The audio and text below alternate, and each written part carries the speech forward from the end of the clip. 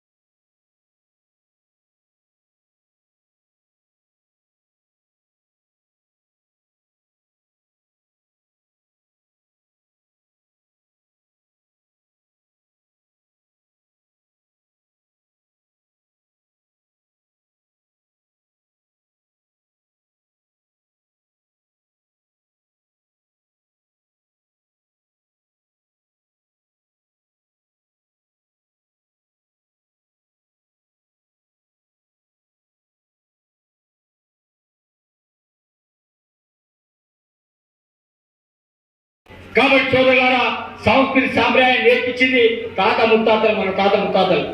ఇప్పుడు ఏదో బీజేపీ పేరు మీద జై హనుమాన్, జై శ్రీరామ్ అనగా మనం అంటలేదు. కాబట్టి మన సంస్కృతి సాంప్రదాయంలో నేర్పింది మన తాత ముత్తాతలు. ఈ రోజు వాళ్ళందరూ రాముని పేరు మీద, శ్రీరాముని పేరు మీద రాజకీయం చేస్తున్నారు. అదేవిధంగా బీఆర్ఎస్ పార్టీ నిన్న తిరుగుతున్నారు. రైతుల గురించి మాట్లాడుకుంటా, ఏమైంది రైతు బంధు ఏమైంది, లేకపోతే రుణమాఫీ ఏమైంది మాట్లాడుతున్నారు. మరి ఇన్ని సంవత్సరాలు మనం ఈసారి 3,000 కంటే ముందు వాళ్ళందరికీ రైతు బంధు ఇచ్చాం. ఇంకా కొందరికి రావాలి. బీడి భూములకు, దొరలకి చాలా మందికి రైతు బంధు ఇచ్చారు. కానీ ఈరోజు నిజమైన రైతులకి, కర్షకులకు, కార్మికులకి రైతు బంధు ఇచ్చే ప్రభుత్వం కాంగ్రెస్ పార్టీ. మరి నిన్న మనం చూసిన జాన్సన్ ఇన్ని రోజులు అడ్రస్ లేదు, ఎక్కడో తిమ్మపూర్లు పోయి మక్కలు ఎంత పరిశీలిస్తున్నారు. నీరు లేదు, ఇది లేదు, ఎండిపోయాయి. అంటే కాంగ్రెస్ పార్టీ వర్షాన్ని పడకుండా చేసింది, కాంగ్రెస్ పార్టీ మొత్తం నీరు లేకుండా చేసింది. కాంగ్రెస్ పార్టీకి ఎంత నష్టం వచ్చినట్టు. ఈ ఎలక్షన్ అయితే జాన్సన్ నాయకుడు ఈ ప్రాంతంలో అసలు ముఖంబులు కనపడదు.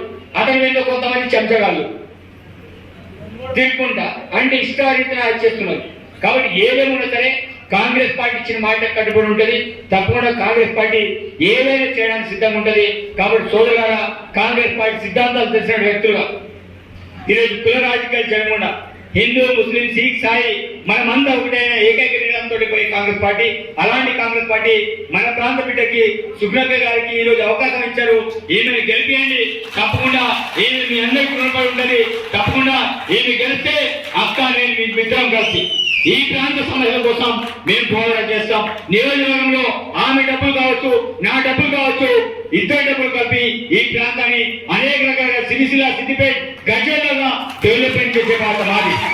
నేను అసెంబ్లీ కూడా మాటిచ్చా, సిరిసిల్ల కంటే దీటుగా ఖానాపూర్ని అభివృద్ధి చేస్తానని అసెంబ్లీలో గెలవెత్తిన. ఈ రోజు సుగ్నక్క గారు ఆదిలాబాద్ పార్లమెంట్ ని డెవలప్మెంట్ చేసే బాధ్యత నాదని మాట్లాడడానికి ఆమెని పార్లమెంట్ పంపించే బాధ్యత మీది.